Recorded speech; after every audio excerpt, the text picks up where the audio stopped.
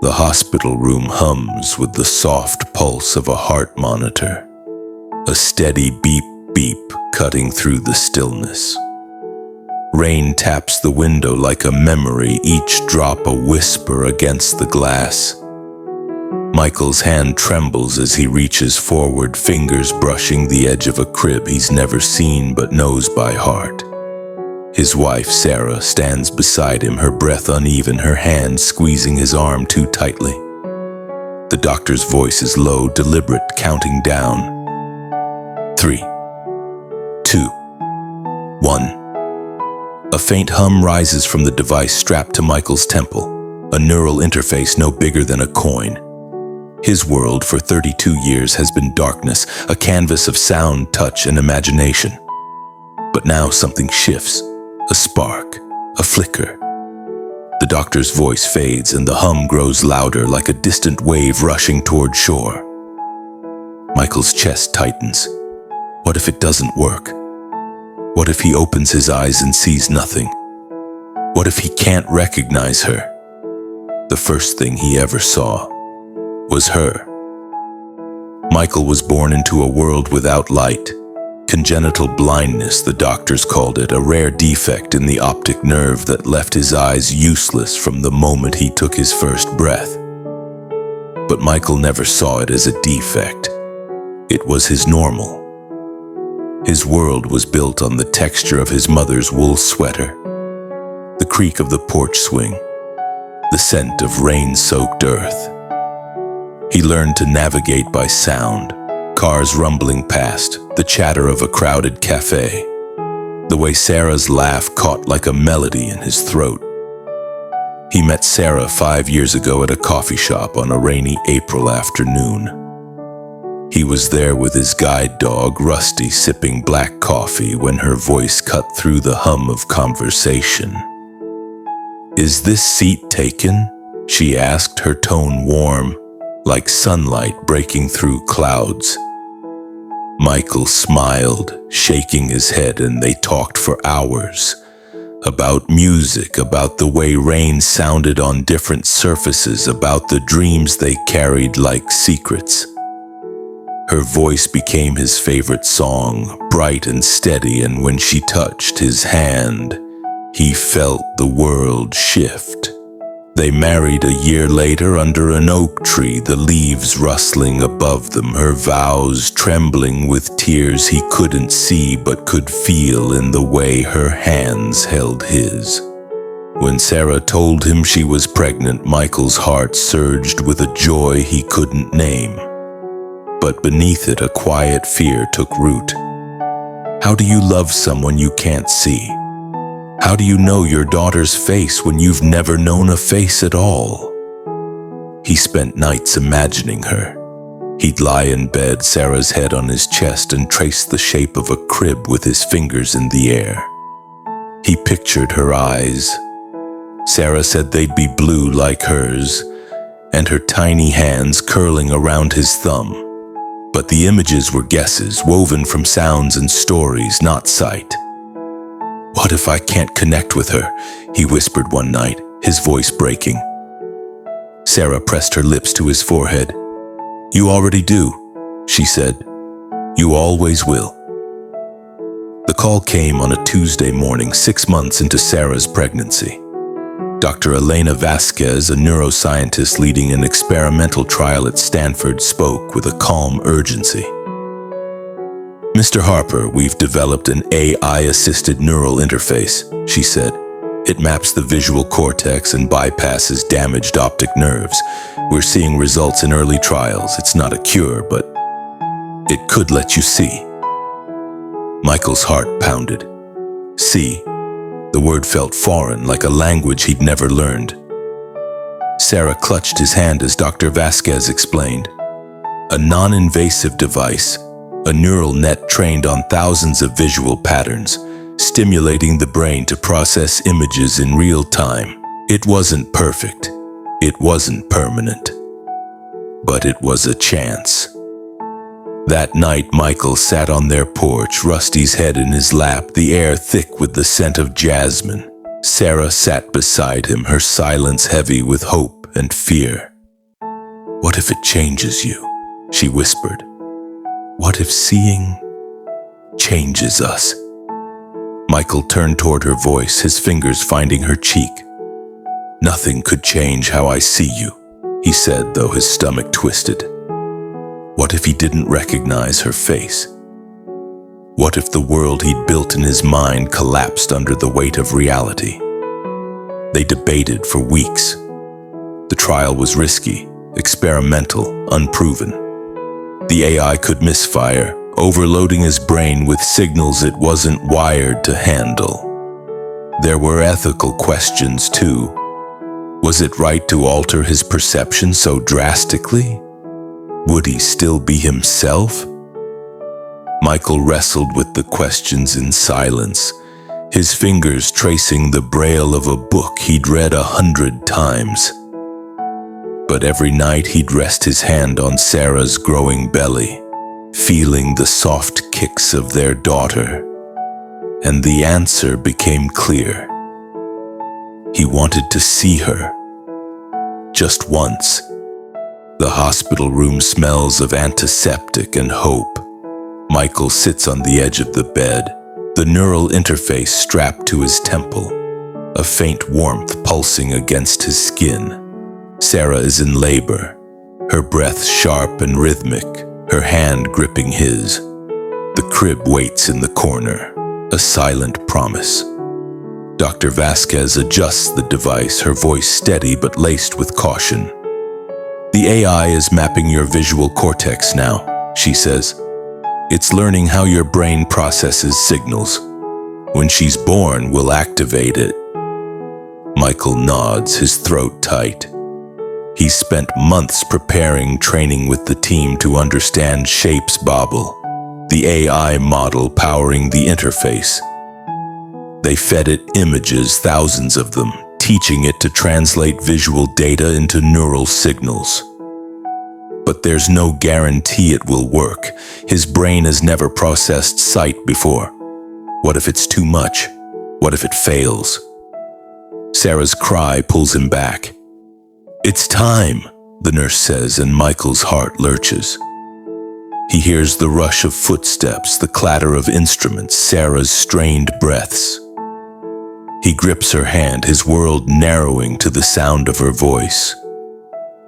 "You're doing great," he whispers, though his own fear chokes him. What if he misses this moment? The room grows quiet, the air heavy with anticipation. Then a cry, small, fierce, alive. Michael's breath catches his daughter. The doctor's voice cuts through. "She's here. She's perfect." Sarah sobs softly, and Michael feels tears burn his unseeing eyes. He reaches out, guided by the nurse, and his fingers brush a tiny warm body. She's real. She's here. Dr. Vasquez's voice is soft but urgent. "Michael, are you ready?" He nods, his heart pounding like a drum. The device hums louder, a vibration deep in his skull.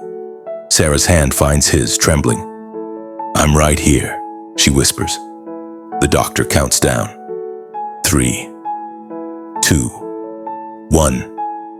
The world explodes. A flood of sensation crashes into Michael's mind. Not light, not yet, but something electric, chaotic, like a storm breaking inside him. His breath catches, sharp and ragged. Shapes form, blurry at first, like shadows moving through fog. The AI is working, translating, stitching together fragments of a world he's never known. He blinks, uselessly, instinctively, and the shapes sharpen. The hospital ceiling stark white, the window streaked with rain. Dr. Vasquez's face, her eyes wide with cautious hope. Michael's chest heaves. It's real. He's seeing. But the crib is what matters. He turns his head, the motion unfamiliar. And there she is, his daughter. She's wrapped in a soft blanket, her tiny face scrunched, her mouth a perfect bow. Her eyes, blue like Sarah promised, are closed, her lashes delicate as whispers. Michael's heart stops, the world stops. No sound, no hum of machines, no rain. Just her. The first thing he ever saw. was her. Tears stream down his face, hot and unstoppable. He reaches out, his fingers trembling as they trace the air above her. She's so small, so perfect. The AI hums softly, steady now, painting her image in his mind. He sees the curve of her cheek, the faint flush of her skin, the way her chest rises and falls. He sees. Sarah's voice breaks the silence. Michael? Her face comes into focus beside the crib, her eyes red, her blonde hair falling in waves. He knows her voice, her touch, her scent, but now he sees her. Her green eyes, her freckled nose, the way her lips tremble with love. "You're so beautiful," he whispers, and she laughs through her tears, pressing her forehead to his. But the moment cracks. The device beeps, a sharp warning. Dr. Vasquez's voice cuts through. "The system's overheating. We need to shut it down." Michael's stomach drops. "No," he chokes. "Not yet." He stares at his daughter, memorizing every detail, the curl of her fingers, the way her lips part. The AI flickers and the image wavers like a fading dream. "Please," he begs, but the doctor's hands are already moving, disconnecting the device. Darkness returns. The room is quiet again, save for the rain and the soft coos of the baby. Michael's hands shake as he holds her, his fingers brushing her tiny head. Sarah's hand rests on his shoulder, her breath uneven. "Did you see her?" she whispers. He nods, unable to speak, the memory of her face burning in his mind. He saw her. He saw his daughter, but the weight of it crashes over him. The AI worked, but only for a moment. "The trial isn't over, Doctor," Vasquez explains. "The device needs adjustments, more data, more time. It could be weeks, months before it's safe to try again, and there's no guarantee it will last." Michael's heart aches, not for the darkness, but for the fleeting glimpse of light. What if he never sees her again? That night in their hospital room, Sarah curls up beside him, the baby asleep between them. "What was it like?" she asks softly. Michael's voice is hoarse. "It was everything. She's everything." But the fear lingers. What if he can't hold on to that image? What if he forgets her face? The days that follow are a blur of hope and doubt. They name her Lily, after Sarah's grandmother, and Michael spends hours holding her, learning her through touch and sound. Her gurgles, her warmth, the way her fingers grip his. But every night he sees her in his mind, those blue eyes, that perfect bow mouth, and he wonders if it was enough. Dr. Vasquez calls with updates. The AI is improving, adapting to his neural patterns. Another trial is scheduled in a month, but Michael wrestles with a deeper question. Does he need to see her to love her? He's loved Sarah without sight, built a world of sound and touch. Yet the memory of Lily's face haunts him, a gift and a wound. A month later, they're back in the hospital. The rain has stopped and sunlight streams through the window, warm and golden. Lily is 6 weeks old now, her eyes bright and curious. Michael holds her, his heart pounding as Dr. Vasquez fits the upgraded device.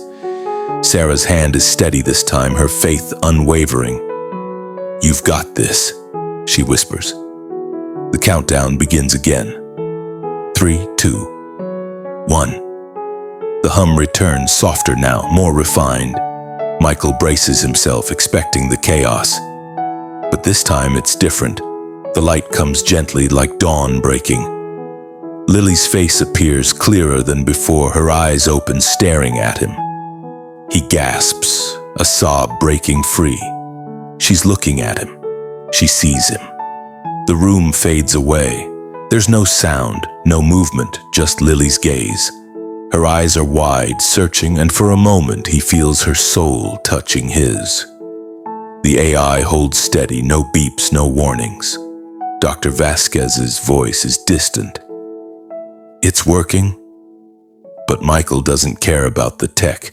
He cares about her. Sarah leans in, her face beside Lily's, and Michael sees them both. His wife, his daughter, his world. The moment stretches, wholly eternal. He knows it might not last. The device could fail again, the trial could end, but right now, he sees them, and it's enough. Weeks later, Michael sits on their porch, Lily in his arms, the neural interface tucked away for now. The trials continue, each one longer, stronger, but he's learning to live in both worlds. Sight and darkness.